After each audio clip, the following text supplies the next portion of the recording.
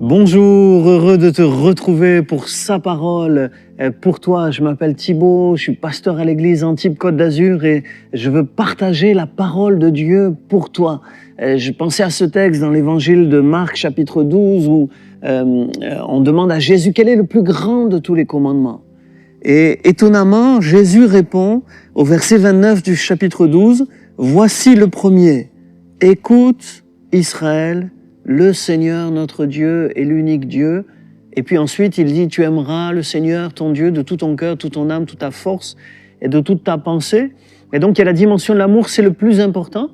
Mais il dit, « Écoute Israël. » Avant de parler d'amour, il parle d'écoute. Comme si, pour aimer Dieu, il va falloir apprendre à l'écouter. Et c'est ce que je veux te partager aujourd'hui, apprendre à écouter. Pour aimer Dieu, il faut apprendre à l'écouter. Pour aimer quelqu'un, il faut apprendre à écouter. L'amour va passer par l'écoute. L'écoute va être comme un conducteur pour que l'amour se transmette. Tu aimes ta femme? Assis-toi, écoute-la. Et là, il y a des femmes qui disent Amen. Tu aimes ton mari? Écoute-le, écoute ce qu'il te dit, ses besoins. Même, il n'est pas content. Mais pourquoi il n'est pas content? Parce qu'il y a quelque chose qu'il a besoin. Sois à l'écoute. Je ne suis pas sûr d'être quelqu'un qui écoute bien et je pense qu'on n'a jamais fini d'apprendre toute sa vie. Voilà, on doit progresser dans l'écoute des autres. Et ce n'est pas facile d'être concentré, d'être attentif. Il y a beaucoup de troubles de l'attention, on a du mal à se concentrer, à être connecté aux autres. Des fois, on est préoccupé par tellement de choses qu'on a du mal à écouter.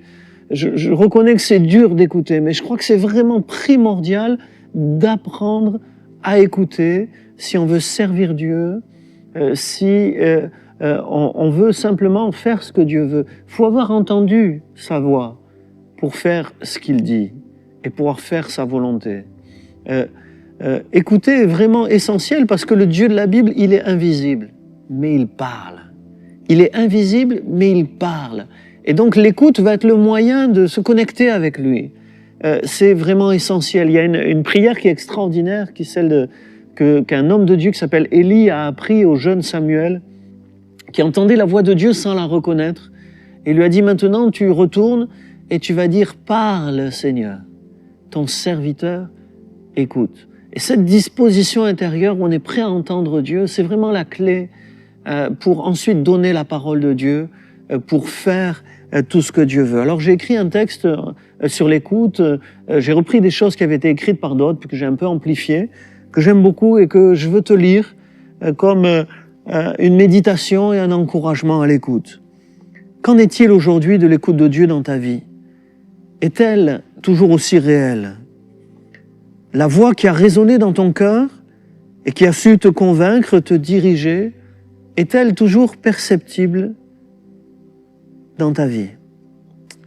La réception ne s'est-elle pas un peu dégradée?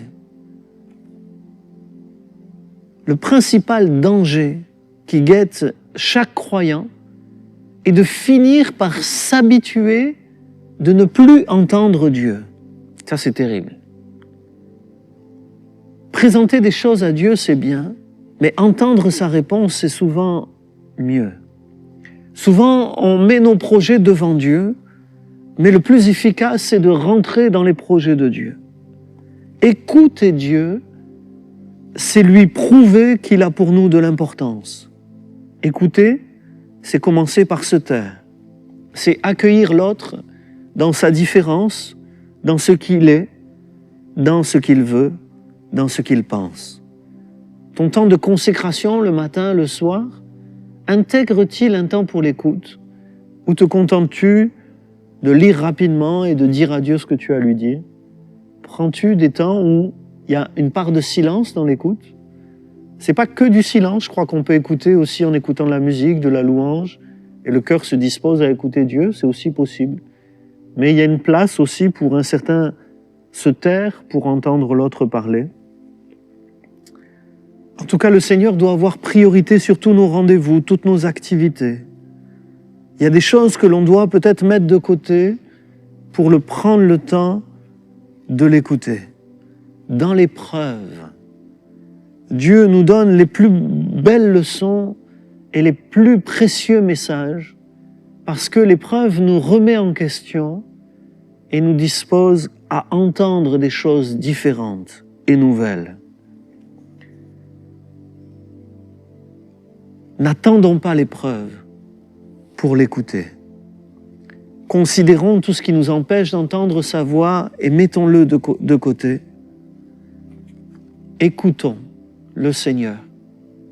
C'est lui prouver ainsi que nous dépendons de lui et de sa parole. Je serais très heureux d'avoir tes commentaires, voilà, ton avis sur les réseaux sociaux, sur WhatsApp au numéro qui s'est affiché, sur ce que je viens de partager. Mais peut-être on peut dire, Seigneur, parle, ton serviteur écoute. Seigneur, je veux être suspendu à ta parole, entendre ce que tu as à dire de ma vie maintenant, pour mon avenir, sur mon passé, sur tes projets surtout.